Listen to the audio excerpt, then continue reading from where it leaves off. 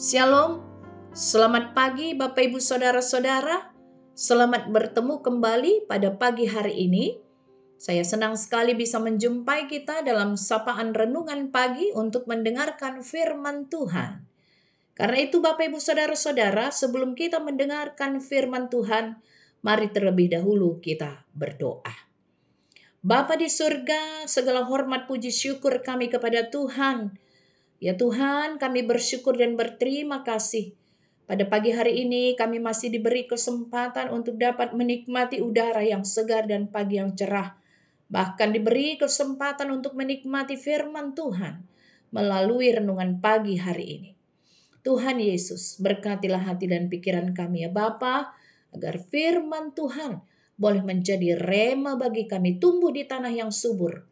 Karena Roh Kudus Tuhan memberkati hati dan pikiran kami. Terima kasih Tuhan Yesus. Terpuji nama Allah Bapa di dalam Kristus Yesus Tuhan kami kekal selama-lamanya. Amin. Bapak Ibu Saudara-saudara, firman Tuhan yang akan kita dengar dari Markus 13 ayat 13 demikian dikatakan oleh firman Tuhan. Kamu akan dibenci semua orang oleh karena namaku. Tetapi orang yang bertahan sampai pada kesudahannya, ia akan selamat. Demikian firman Tuhan. Kita semua mengetahui Bapak Ibu Saudara-saudara bahwa pada masa ketika Kristus memberitakan pengajarannya, memberitakan firman-Nya, banyak sekali orang-orang yang memusuhi Tuhan kita. Orang-orang Farisi, para pemuka agama, ahli-ahli Taurat, semua mereka membenci Yesus. Bahkan di Nazaret yang menjadi kampung halaman Tuhan Yesus pun, Tuhan Yesus ditolak. Ada banyak orang yang tidak percaya kepada pengajaran Yesus pada masa itu. Karena itu dapatlah dimengerti bahwa sebelum para murid-murid diberikan tugas tanggung jawab untuk memberitakan kerajaan Allah, mereka telah lebih dahulu diingatkan oleh Tuhan Yesus bahwa mereka harus siap untuk dibenci oleh semua orang karena namanya. Itu sebabnya di ayat ini dikatakan kamu akan dibenci semua orang oleh karena namaku. Tetapi Tuhan Yesus juga mengingatkan para murid agar mereka dapat bertahan supaya mereka selamat dan mendapatkan bagian dari kerajaan Allah yang kekal. Bapak Ibu Saudara-saudara, kalau kita aplikasikan ini di dalam kehidupan kita, maka tentunya kita juga harus bertahan sampai pada kesudahannya supaya kita selamat. Ada banyak orang yang tidak menyukai Injil oleh karena mereka tidak percaya kepada Yesus. Banyak antikris di zaman ini. Tetapi kita tidak boleh mundur dari tugas dan panggilan kita untuk memberitakan firman Tuhan. Tuhan Yesus menugaskan para muridnya dalam satu kegiatan yang penting, yaitu memberitakan kerajaan Allah.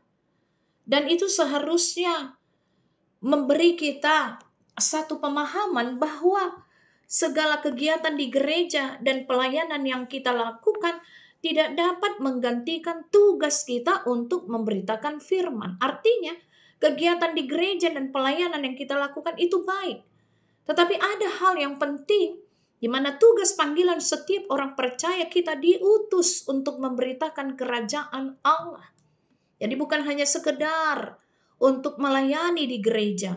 Bukan sekedar mengajar sekolah minggu, memimpin kelas pemuritan, berkhotbah, memberi donasi, memainkan musik, menyanyi, dan sebagainya.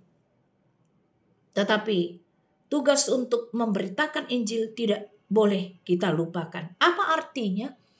Bahwa memberitakan firman Tuhan itu merupakan tugas panggilan kita yang dapat kita lakukan melalui kesaksian hidup kita sendiri. Bahkan kemanapun kita pergi, baiklah kita memperkatakan kesaksian kebaikan, memberi kesaksian tentang kebaikan Tuhan kepada kita. Karena itu bukanlah menjadi tenang-tenang saja orang-orang Kristen di dalam kehidupannya, sukses dalam karir, sukses dalam pekerjaan, sukses untuk rumah tangga atau keluarga, tetapi melupakan tugas dan panggilan. Tidak demikian Bapak Ibu Saudara-saudara yang dikasihi oleh Tuhan. Paulus, seorang penganiaya umat Tuhan yang berubah 180 derajat menjadi pemberita Injil. Kita mengetahui sikap Paulus yang menentang Injil adalah akibat pembentukan pribadinya di tengah keluarga dan komunitas Yahudi. Ia dibesarkan di Tarsus, disunat pada hari ke-8 yang menunjukkan bahwa keluarganya sangat ketat dalam mentaati Taurat. Yudaisme sangat mengakar dalam dirinya. Karena itu wajar bagi Paulus ketika kekristenan itu berkembang, itu menjadi ancaman baginya. Tetapi Tuhan memanggil Paulus untuk menjadi pemberita firman, menjadi pemberita kerajaan Allah. Bukan hal yang mudah, karena teman-temannya selama ini harus menjadi lawannya. Keluarganya yang selama ini menjadi keluarganya harus menjadi penentangnya. Karena itu berat memberitakan Injil, ada konsekuensi di dalamnya.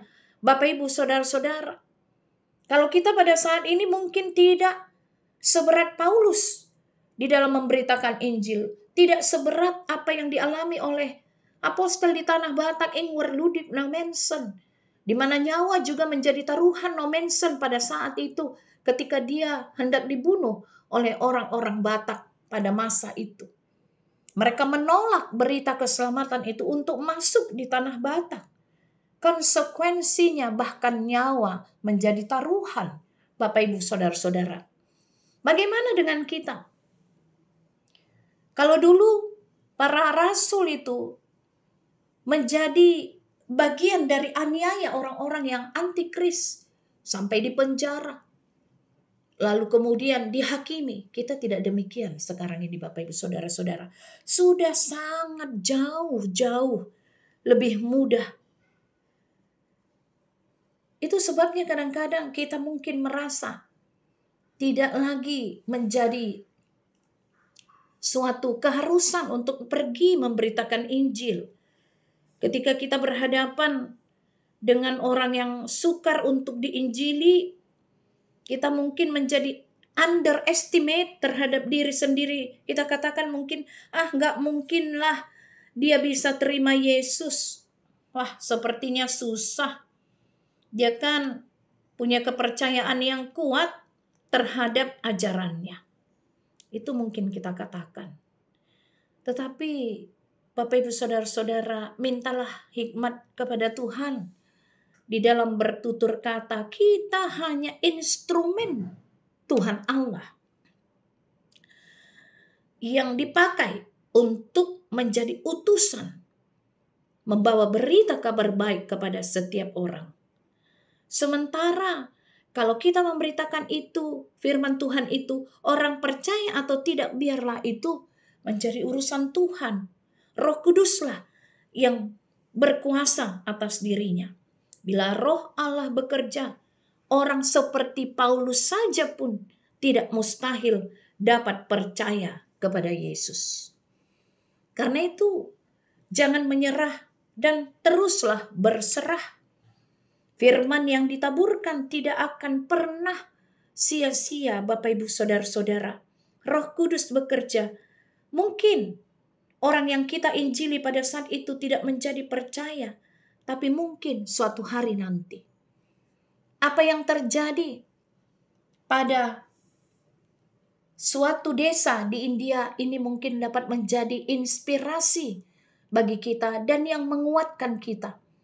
Bahwa kita boleh bersuka cita ketika kita menaburkan benih firman Tuhan kepada orang yang belum percaya kepada Kristus. Nahum salah satu contohnya.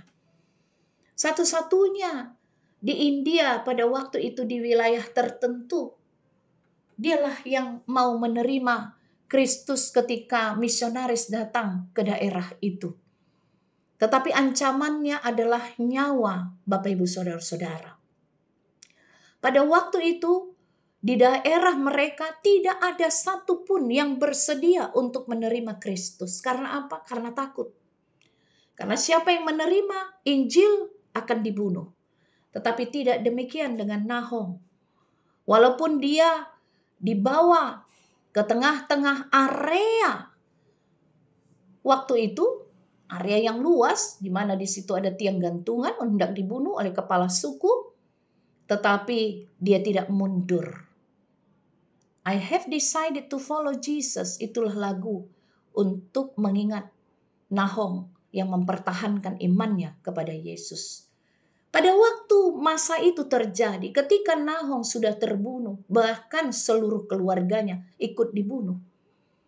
Mungkin orang berpikir selesai sudah di wilayah itu. Orang yang percaya kepada Yesus tidak akan ada lagi. Tetapi justru itulah bibit dari awal kekristenan di tempat itu seluruhnya menjadi Kristen sampai sekarang. Nahum menjadi pembuka jalan di mana setiap orang mempersaksikan iman Nahum kepada Kristus. Sehingga orang bertanya-tanya, ada apa dengan ajaran kekristenan? Kenapa sampai mau bertahan demi nama Yesus? Ada apa di balik berita keselamatan itu? Ketika orang ingin tahu, mereka belajar, dan disitulah firman Tuhan Allah dan kebenarannya dibukakan, dan kuasa Roh Kudus memberkati orang yang mempelajarinya. Maka tidak sia-sia berita Injil itu. Semakin dibabat, semakin merambat, dan biarlah dunia melihat nama Yesus ditinggikan dan dipermuliakan. Dan kita ikut ambil bagian di dalam membawa berita keselamatan itu sampai ke ujung-ujung bumi. Tuhan Yesus memberkati. Amin. Kita berdoa. Bapa di surga, kami bersyukur dan berterima kasih kepada Tuhan karena kami boleh menjadi bagian dari pembawa berita keselamatan itu ya Bapa. Kuatkanlah kami Tuhan untuk dapat menjadi orang-orang yang teguh dalam iman kepercayaan kepada Yesus, dan orang yang bertanggung jawab menjadi pembawa berita keselamatan itu. Karena tugas dan panggilan kami membawa berita itu sampai ke ujung-ujung bumi. Biarlah setiap orang mendapatkan keselamatan karena berita kesukaan itu sampai kepada mereka. Terima kasih Bapa. Terpuji nama Allah Bapa di dalam Kristus Yesus Tuhan kami, kekal selama-lamanya. Amin.